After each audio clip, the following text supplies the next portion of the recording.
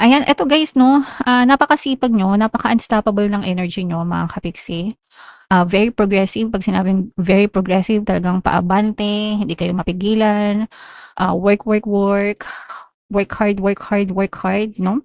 And malayo pa talaga yung mararating niyo sa buhay mga kapiksi. So, pagpatuloy niyo lang yung magandang klase ng energy na 'yan, guys. At saka you go with the flow 'no, you go with.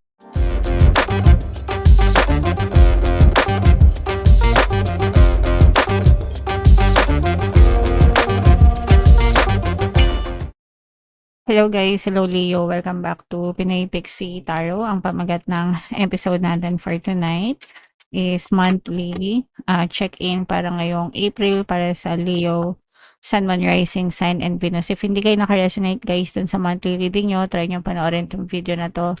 Baka nandito yung energy nyo mga kapixie.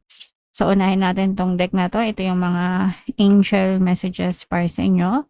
Ito guys, ibig sabihin nito may mga kailangan kayong pagdesisyonan ngayong buwan na 'to. So, pagdating sa decision making guys, timbanging mabuti yung mga pros and cons, okay? Um, para hindi kayo magkamali and palagi niyo lang sabihin everything is always working out in my favor para kahit anong pa maging desisyon niyo guys, pabor pa rin yung magiging resulta sa inyo. And ito naman ay encouragement na kumilos kayo 'no. Yung mga plano niyo kung may mga gusto kayong gawin, this is the right time to take action. Wala kayong makikitang resulta guys kung hindi kayo kikilos. So make sure na kumilos kayo mga kapiksi. Sabayan ng gawa yung inyong mga salita. And ito naman guys, be present at the present moment. Yung present lang yung pakialaman nyo. Yung past, ito yan, past, present, future. Nandito tayo lahat sa present guys. Yung past tapos na to, wala na tayo dito. Yung future, wala pa tayo dito. Lahat tayo nandito lang guys. So make sure na maganda yung fino-focus ng attention nyo sa present situation nyo, mga kapiksi. Okay? Alright. So, comment down below if naka-resonate kayo dyan. Ito naman ay sa love guys. Tingnan naman natin yung mga gustong sabihin sa inyo ng person mo, Leo. I wish I had treated you better. So, ito guys, parang nagsisisi siya na nakulangan siya sa mga effort na pinakita niya nung kayo pa. No? So, pwedeng hiwalay na kayo nitong person mo or ghosted, no comms, ganyan. Pero nagsisisi siya na hindi niya ikaw pinag-ingatan. Hindi ka niya pinahalagahan, kapiksi. I replay our conversations over and over. Palagi niya naiisip yung huling beses na nag-usap kayo, no? So, malakas yung impact nun sa kanya, lalo na kung nagtalo kayo or may pinag-awayan kayo, mga kapiksi. Kaya yun pinagsisisihan niya. And you don't know how hard it was to let you go. So, pwedeng naghiwalay na nga kayo nito mga kapiksi, pero dahil dun sa paghiwalay nyo, nandun yung pagsisisi niya, guys, and hindi pa rin siya nakaka-move on. So, kung hindi kayo maka-move on, sila din guys, hindi pa rin sila nakaka-move on, Leo. Excuse me. So, comment down below guys if feeling nyo naka-resonate kayo dyan. Hanapin natin yung energy ng Leo guys. Habang sinashuffle ko to, panoorin nyo muna yung video natin regarding sa ating paano mag-manifest ng abundance video card. Kapiksi, sawa ka na ba sa mga struggles at hirap sa buhay mo? Masipag ka ba at masikap sa buhay ngunit hindi ka pa rin umaasenso? Ilang beses ka na bang nag-attempt mag-negosyo at mag-invest pero palagi ka pa rin nalulugi? Sa pagkakataon na ito ay maaaring may subconscious beliefs ka na nagiging balakid sa iyong pag-unlad at pagyaman. Introducing, paano mag-manifest ng abundance video course. Dito ay matututunan mong ma-overcome ang mga balakid mo para tuluyan ka ng umunlad, umasenso, sumagana, maging matagumpay, successful at maswerte sa iyong kabuhayan, pera, trabaho, negosyo sa lapi at kaperahan ng bonggang-bongga. Dali, mag-send na ng email sa pinoypixie@gmail.com at simulan na ang iyong pagyaman ngayon. Alright, so sa lahat ng gusto mag-avail ng course guys, meron tayong paano mag-manifest ng abundance video course, paano mawala ang third party at magkaroon ng harmonious na relationship, paano pabalikin si ex or vice breakup. Sa mga interesado guys, mag-send lang kayo ng email sa pinaypixie@gmail.com. And sa mga naghanap ng pampaswerte guys, meron tayong money shaker jars, at mga bracelet. So ito yung ating WhatsApp number guys, i-chat nyo lang ako dyan kung gusto nyo mag-order.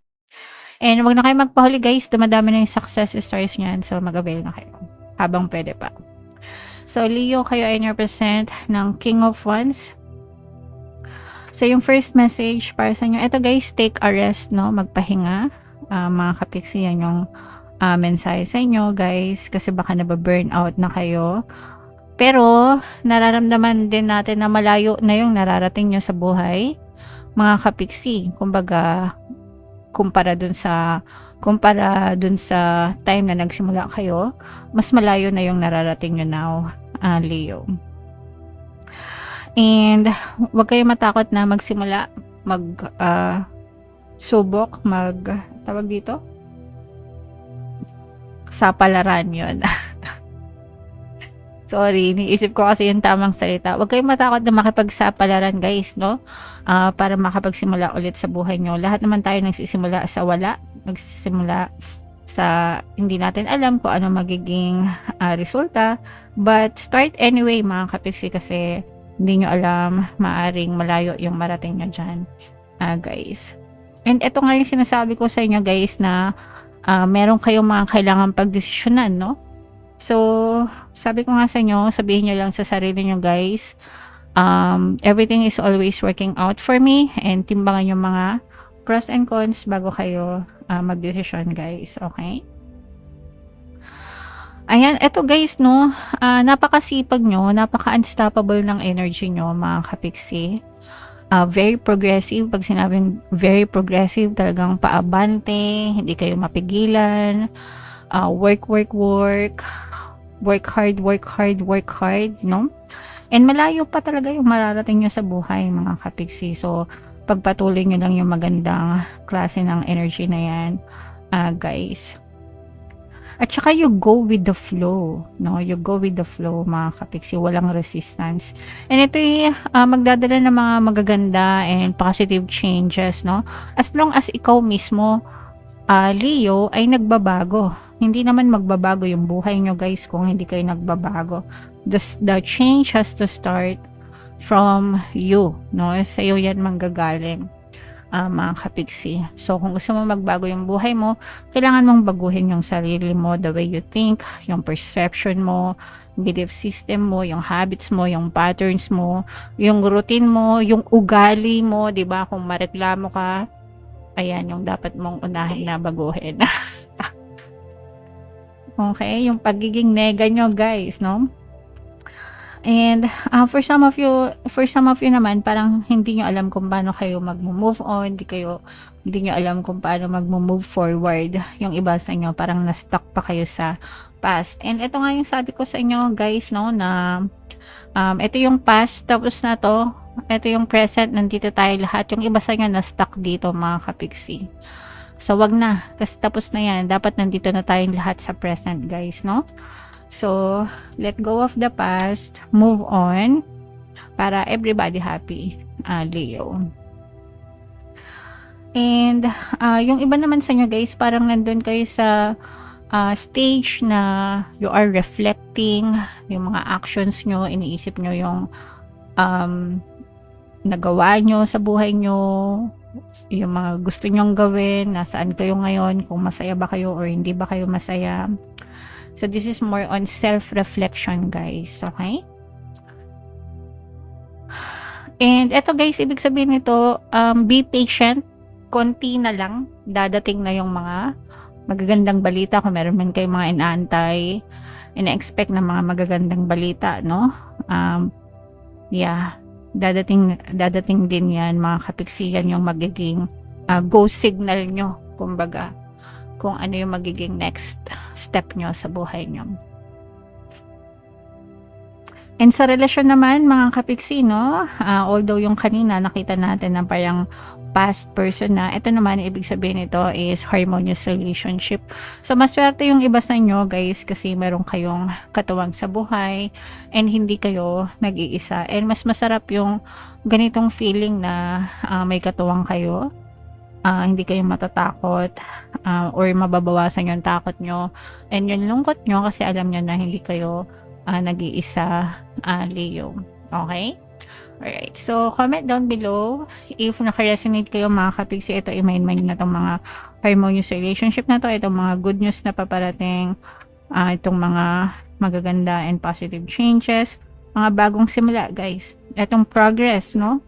Sabi ko nga sa inyo, very progressive yung energy nyo, guys. So, i-mind nyo na yan sa comment section, Leo. And for more tarot readings guys, ito yung playlist nyo. Ito naman yung ating success stories ng paano mag-manifest ng abundance video course. Panoorin nyo itong video natin guys about money shaker charts. Thank you for liking, sharing, and subscribing. See you next time guys. I love you all. Have a nice day. Bye-bye.